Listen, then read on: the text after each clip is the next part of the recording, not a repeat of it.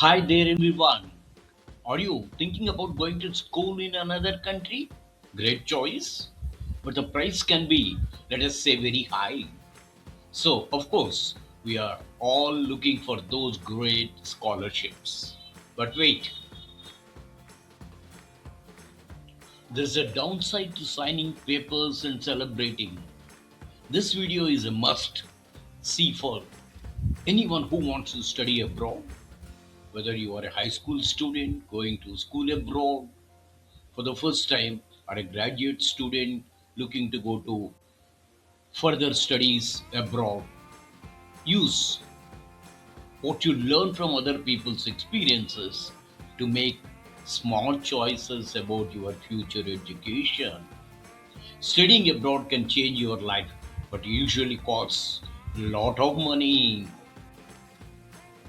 That's where scholarships come in. For many students, they are a key part of making this dream come true. But a lot of students make common mistakes while looking for scholarships that keep them from getting the money they need. Warning: many students think that the more scholarship applications they send in, the better their chances of getting accepted. But this is not always true. The number of applications you send is important, but so is the quality of those applications. Now let's talk of some traps in which you are likely to fall. Trap number one is about the small print. Okay, you got a scholarship, great, but did you read the small print? I'm talking about the font that is so small that no one can read it. Why is it so little? It probably says things like the scholarship only pays for the first year of school. What about the second, third, and fourth years? To keep your scholarship, you need to have a certain GPA like 3.8. That sounds doable, but not when you are dealing with culture shock and new school rules. You can only get a scholarship if you major in certain field. What if you don't like that field and want to switch? You lose the cash. Advice: don't just focus on the big bold number. Take out the small print, read it again, ask questions if you don't understand something, and really have someone else read it with you, like a teacher, a mentor, or even your parents. Let's talk of second trap, the general application trap. This is when students send the same application for every scholarship without changing it to fit the needs or values of each one.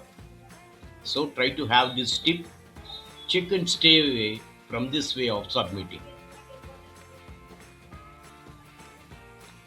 The third trap is the application fee scams. Sadly, this one happens a lot. You come across a scholarship chance and everything seems great, but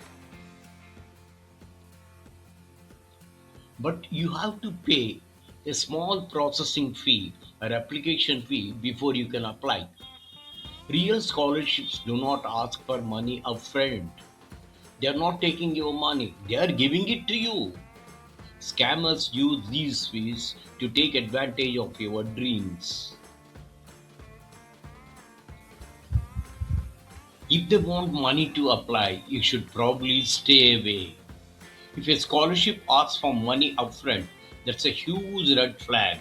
Just leave. Stick to scholarships that are offered directly by universities, the government, or well known foundations. Trap number four, the procrastination trap, where students put off their applications until the last minute, which often leads to work that is rushed and poorly done. So, the advice is delays always ruin the show. Don't delay. Trap number five, the offer that seems too good to be true. Imagine that you have been working hard on your applications, and then out of the blue you get an email or a letter saying you have won a huge scholarship from a foundation you have never heard of. It pays for your tuition, living costs, flights, and gives you some extra cash. To confirm, all you have to do is give some personal information or pay a small registration fee. This is almost always a phishing scam, so be careful. They want your personal information so they can steal your identity or get into your bank accounts. Do your homework before you accept any offer that comes out of the blue. If you can't find anything online about the scholarship, the foundation, or even the word scam, it's probably fake. Another trap is the financial need overshare trap, where students talk too much about their money problems and make it seem like they are more interested in the money than the chance. Don't act like you are crying for sympathy, as this is a bad advice. Okay? It could be disrespectful.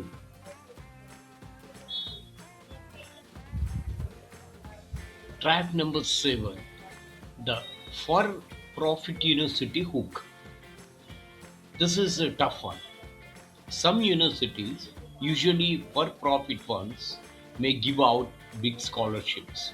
At first, this looks like a good thing, but you need to be careful. Universities that make money are for profit.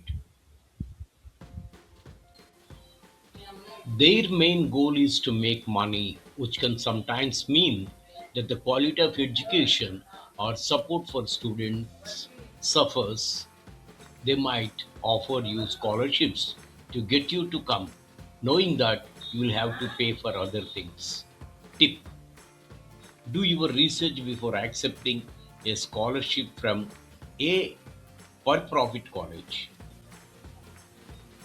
Find out what people say about them, what kind of accreditation they have, and talk to current students or alumni. Look at how their program stacks up against similar ones at non-profit colleges. Don't let the scholarship money blind you. I think the underestimating your own story trap is one of the most dangerous of these traps. A lot of students don't do a good job of explaining what makes them special, what they care about, and what they have been through. These are often the things that scholarship committees look for. It's important to show how your story, struggles, and successes make you unique in your applications. If you don't realize how powerful your own story is, you could miss out on opportunities and blend in with the crowd. Conclusion and a call to action. Read and understand each and every condition. Don't make any assumptions. Never pay a fee to apply for a scholarship. Be careful of offers that come out of the blue and seem too good to be true. Do a lot of research on the university that is giving out the scholarships. This means making each application unique, taking your time and asking for help when you need it. Being honest and thoughtful in your application will not only help you get more scholarships, but it will also make the process more enjoyable. Please tell me about your experiences with scholarship applications, good or bad, in the comments below.